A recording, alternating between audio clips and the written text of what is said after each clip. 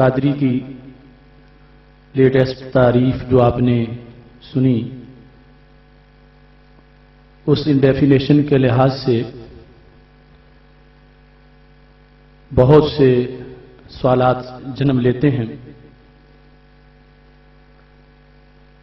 اور بہت سے لوگ معاذ اللہ اس سلسلے میں غیر محتاط ہو جائیں گے۔ انہوں نے دوران گفتگو کچھ نمونے پیش کیے کہ لوگ سمجھتے ہیں کہ یہ توہین بن رہی، حالانکہ وہ کہتے ہیں توہین نہیں بنتی۔ ایسا اتفاق ہوا کہ جو نمونہ انہوں نے پیش کیا بڑا انتظار کروا کے، تو اس میں پیش کرتے وقت بھی ان سے ایسا ہو گیا کہ جو بات کتاب میں لکھا تھا کہ کفر بنتی ہے، انہوں نے کہہ دیا وہ نہیں بنتی۔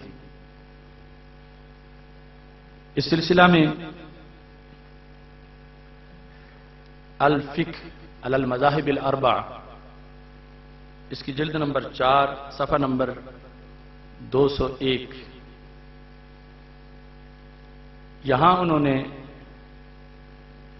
حوالہ پیش کیا کہ اگر کوئی شخص قرآن مجید کو غصے میں آ کے نوچ ڈالے، پھاڑ دے اور زمین پر پھینک دے، تو کہا کہ ہمارے فقہا کہتے ہیں کہ کفر نہیں ہے، جبکہ کتاب میں کچھ اور لکھا، اور کہا یہ عوام سمجھیں گے کہ یہ بہت بڑی بات ہے، جرم ہے، جبکہ فقہا اس کا کوئی مواخذہ نہیں کرتے۔ اب دو ہی صورتیں ہیں، یا تو ان میں یہ اہلیت نہیں کہ وہ کتاب کو سمجھ سکیں، ورنہ نیگیٹو پازیٹو کا فرق کتنا ہے، یا پھر خیانت ہے کہ جس کی وجہ سے کتاب میں کچھ اور لکھا ہے اور بیان کچھ اور کیا جا رہا ہے۔ اس واسطے میں کہتا ہوں references are not quoted honestly, حوالہ جات جو ہیں ان میں بھی خیانت کی گئی ہے، اور بہت سیاق و سباق کے لحاظ سے، ٹرانسلیشن کے لحاظ سے بھی ایسی چیزیں موجود ہیں۔ اس سلسلہ میں نمبر 7 پہ آپ ملاحظہ کر سکتے ہیں، اس کے بعد میں غلطی بیان کروں گا کہ کتاب میں کیا لکھا ہے۔ مثال سن لیجئے، کسی شخص نے اشتعال میں آ کر قرآن مجید کو نوچ لیا اور نوچ کھوچ کر غیظ و غضب سے اس کو پھاڑ دیا اور زمین پر پھینک لیا۔ قرآن مجید کو نوچا کھوچا پھاڑ کے زمین پہ پھینک دیا، تو اس سے کیا مواخذہ کیا جائے گا؟ فرماتے محققین حنفیہ اس پر بھی کفر کا فتویٰ نہیں لگاتے۔ مثال سن لیجئے، کسی شخص نے اشتعال میں آ کر قرآن مجید کو نوچ لیا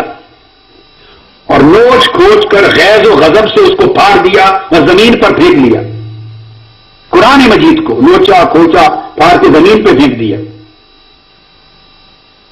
تو اس سے کیا مواخذہ کیا جائے گا؟ فرماتے محققین حنفیہ اس پر بھی کفر کا فتویٰ نہیں لگاتے۔ تو یہ آپ نے سن لیا کہ جو مثال دی گئی ہے، یعنی یہ ایسی مثالیں دے کر عوام کو معاذ اللہ پتہ نہیں کس طرف لے جانا چاہتے ہیں، اور پھر کتاب میں کچھ اور لکھا ہے اور یہ کچھ اور بیان کر رہے ہیں۔ کتاب میں لکھا ہے کہ اس سے مواخذہ ہوگا، اس کی بیوی کا نکاح ہی ختم ہو جائے گا۔ اتنا بڑا جرم ہے، جس کو کتاب کفر کہتی ہے یہ کہتا ہے کہ کفر نہیں ہوگا۔ اب یہاں پر میں پوری عبارت جو پیچھے سے پڑھ کے اس کا مطلب بیان کرتا ہوں۔ اصل میں یہ مثال اس چیز کی نہیں جس کی وہ بحث کر رہا ہے۔ بحث یہ کر رہا ہے کہ جب کسی کے قول یا فعل میں کوئی احتمال ایمان کا بھی ہو، اگرچہ ضعیف سا ہو، تو اس کے ایمان والی جانب کو ترجیح دی جائے گی اور فتویٰ کفر صادر نہیں کیا جائے گا۔ اور مثال جو دی ہے تو یہ اس کی مثال کتاب میں لکھی نہیں، مثال اس کی لکھی ہے کہ جب کوئی پہلو بھی ایمان کا موجود نہ ہو، جب کوئی ایسا فعل کرے کہ جس فعل میں ایک پہلو بھی ایمان کا نہیں ہے، اس کی یہ مثال ہے قرآن پھاڑنے والی۔ اب میں عبارت پڑھ کے بتاتا ہوں تاکہ لوگوں کو پتہ چلے کہ ایسا شخص بھی کیا مجدد یا شیخ الاسلام ہو سکتا ہے کہ جس میں یا اہلیت نہیں اور یا امانت دیانت نہیں، دونوں میں سے ایک کام تو ضرور ہے۔ کتاب کچھ اور کہہ رہی ہے، فقہا کچھ اور کہہ رہے ہیں، دین کچھ اور کہہ رہا ہے، اور یہ کچھ اور بیان کر رہا ہے۔ اس سلسلہ میں یہاں پر تفصیل سے لکھا ہے، صفحہ نمبر 199، یہ کتاب جس عدالت میں وہ کہیں گے، ہم پیش کریں گے کہ ہمیں تانا دینے والے کہ ان کو عبارت نہیں آتی، ان کی ایک لائن میں 3 غلطیاں، اور پھر استدلال کی غلطی کتنی ہوگی کہ جو اتنا فرق نہ کر سکے کہ کفر لکھا ہے اس کو کہتا کفر نہیں ہے، جرم لکھا اس کو کہتا جرم نہیں ہے، عبارت ما قبل ما بعد کو ربط کا جو ہے اس کا ہی علم نہیں ہے۔ یہاں پر لکھا وبالجملۃ فالمحققون من الحنفیۃ، یہ عبارت جو پہلے غلطیوں کے لحاظ سے بھی بیان ہو چکی ہے۔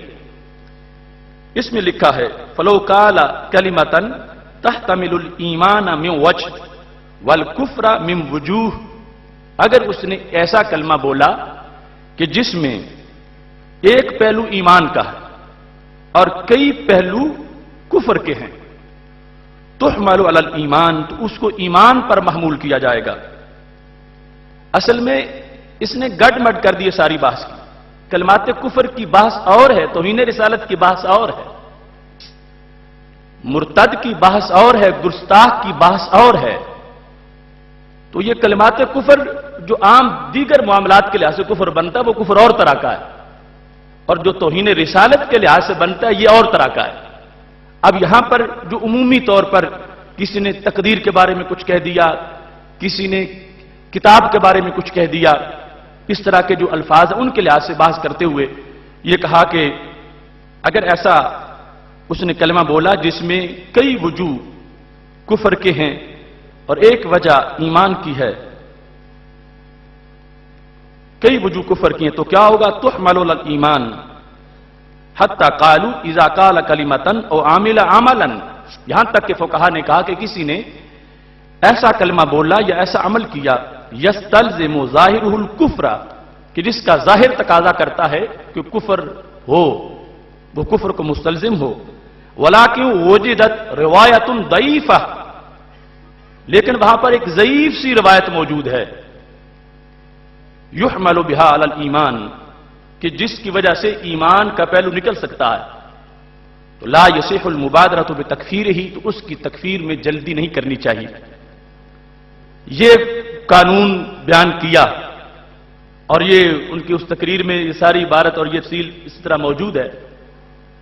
اس کے بعد مثال یہ دے دی کہ کوئی بندہ قرآن پھاڑتا ہے، نوچتا ہے، غصے میں اس کو زمین کو پھینک دیتا ہے، تو فقہا کہہ رہے ہیں کہ اس پر کفر نہیں ہے، حالانکہ یہاں پر لکھا ہے نام اذا فعل ما لا يمكن حمله علی الایمان، کہ جب اس نے ایسا فعل کیا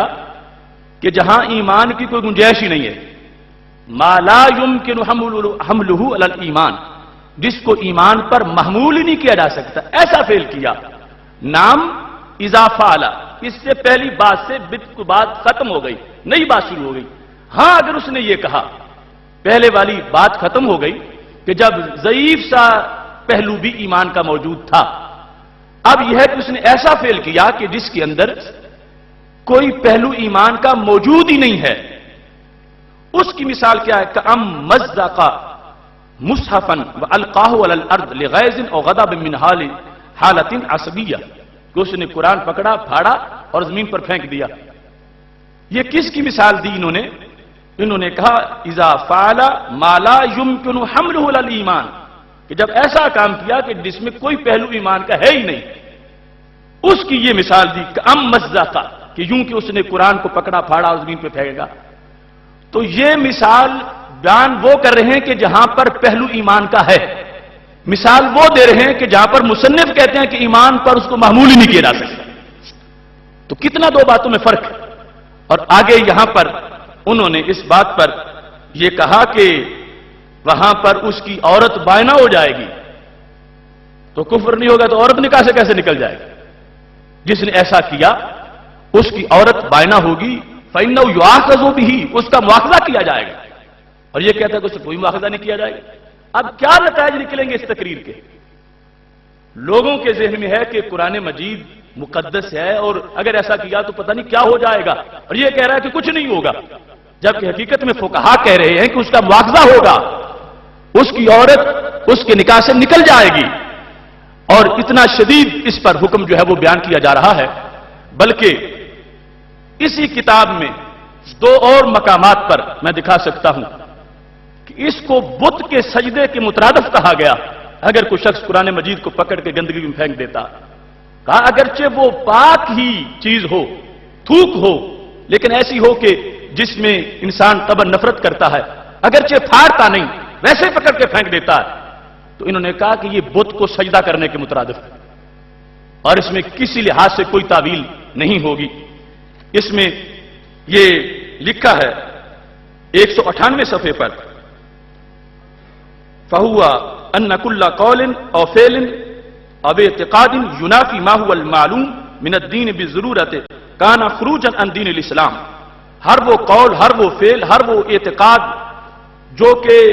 بدیہیات دین کے منافی ہے، جب وہ ایسا قول کرے گا، فعل کرے گا، تو وہ دین سے نکل جائے گا۔ اس کی مثال کیا ہے؟ کہتے ہیں اس کی مثال یہ ہے، ساجدہ لصنم ہے مسلمان مگر بت کو سجدہ کرتا، اور اہانہ مصحفم بالقائی فی قاذورۃ عمدہ، یا جان بوجھ کے قرآن کو گندگی میں پھینک دیتا ہے۔ اب اس کو انہوں نے بت کے ساتھ سجدے پر قیاس کیا، مترادف کہا، اور کہا اس کی وجہ سے بندہ دین سے نکل جاتا۔ یہ 198 صفحے پر ہے۔ اور ایسے ہی آگے جا کر اس میں انہوں نے 204 صفحے پر بھی اس چیز کو لکھا، مثال الفعل، کہ جس فعل کی وجہ سے بندہ دین سے نکلتا ہے اور مرتد ہو جاتا ہے، وہ فعل کیا ہے؟ ان یسجد لصنم، کہ بت کو سجدہ کرے، او یلقی مصحفا فی قاذورۃ ولو طاہرۃ، کہ وہ قرآن کو ناپسندیدہ جگہ پہ پھینک دے، جس سے طبعاً جس کو طبیعت ناپسند کرتی ہے، پورا قرآن کیا کرتے ہیں، ولو آیۃ منہ، اگرچہ ایک آیت بھی پھینکے گا تو اس کا وہ فعل بت کو سجدے کے مترادف، اور اس وجہ سے وہ دین سے نکل جائے گا۔ کہتے ہیں وَقَضَا اِذَا أَلْقَى كِتَابًا شَرْعِيًّا بِقَصْدِ السُّخْرِيَّةِ وَالِاسْتِهْزَاءِ، ایسے ہی اگر شرعی کتاب پھینکتا ہے استہزاء کے انداز میں، تو پھر بھی وہ بت کو سجدہ کے مترادف ہوگا، اور اس کی وجہ سے وہ دین سے نکل جائے گا۔ اب اس شخص نے یعنی اس طرح کی مثالیں دے کر اور پھر غیر واقعی صورتحال بیان کر کے کہ کہتا ہے کہ وہ کہتے ہیں کوئی اس پہ فتوی نہیں لگتا، حالانکہ اس چیز کو فتاوی سبکی کے اندر کہ جس وقت قرآن مجید برہان رشید کو اس طرح پھینکتا ہے، اس فتاوی کے اندر اس کی تفصیلات موجود ہیں کہ انہوں نے اس کو یہ لکھا کہ اس کی وجہ سے بالاجماع کفر کا فتویٰ لگایا جائے، بالاجماع قاذورہ کے لفظ کے ساتھ، کما یحکم علی من سجد للصنم او القى المصحف فی القاذورات بالکفر وان لم یجحد بقلبه لقیام الاجماع علی تکفیر فاعل ذلك۔ اگر کوئی شخص بت کو سجدہ کرے یا قرآن مجید برہان رشید کی یوں ناپسندیدہ چیزوں میں پھینک کے توہین کرے، اس کو کیا ہوگا؟ یحکم بالکفر، اس پر کفر کا حکم لگایا جائے گا، وَإِن لَمْ يَجْحَدْ بِقَلْبِهِ، اگرچہ اس کا دل کے لحاظ سے وہ منکر نہیں قرآن کا، دل میں اس کی ادب ہے، لِقِيَامِ الْإِجْمَاعِ عَلَى تَكْفِيرِ فَاعِلِ ذَلِكَ، اس واسطے کافر کہا جائے گا کہ اس کے کفر پر اجماع منعقد ہے۔ تب ادھر کیا ہے کہ اجماع اس کو کافر قرار دے دیا جا رہا ہے، اور یہ انتظار کروا کے 3 گھنٹے کے میں سیمپل دیتا ہوں، مثال دیتا ہوں کہ لوگ سمجھیں گے کہ بڑی بات ہے اور ہوتا اس سے کچھ بھی نہیں ہے، اور وہ مثال دی کہ جس میں یہ اضافہ بھی ہے کہ اس نے اس کو غصے میں جھپٹا، ٹکڑے ٹکڑے کیا اور ٹکڑے ٹکڑے کر کے اس کو زمین پہ پھینکا، اور اس کے لحاظ سے کہتا ہے کہ اس پر کوئی مواخذہ فقہا نہیں کرتے، حالانکہ فقہا کے ذمے یہ بات جو لگائی جا رہی ہے یہ ہے ہی نہیں، ان کا بیان کردہ اور ہے، پیچھے جو احتمالات تھے وہ اور ہیں، اور یہاں جو انہوں نے بیان کیا تو انہوں نے کہا کہ جب وہ کام کرے کہ جس کو ایمان پر محمول ہی نہیں کیا جا سکتا، اس کی یہ مثال انہوں نے قرآن مجید برہان رشید سے دی، اور اس شخص نے اس کو اس چیز کی مثال بنا لیا کہ جہاں احتمال موجود ہو، اور اس کی مثال بنا کر پھر یہ کہہ دیا کہ فقہا اس پر مواخذہ نہیں کرتے، حالانکہ یہ ذکر ہے کہ فقہا اس پر مواخذہ کرتے ہیں۔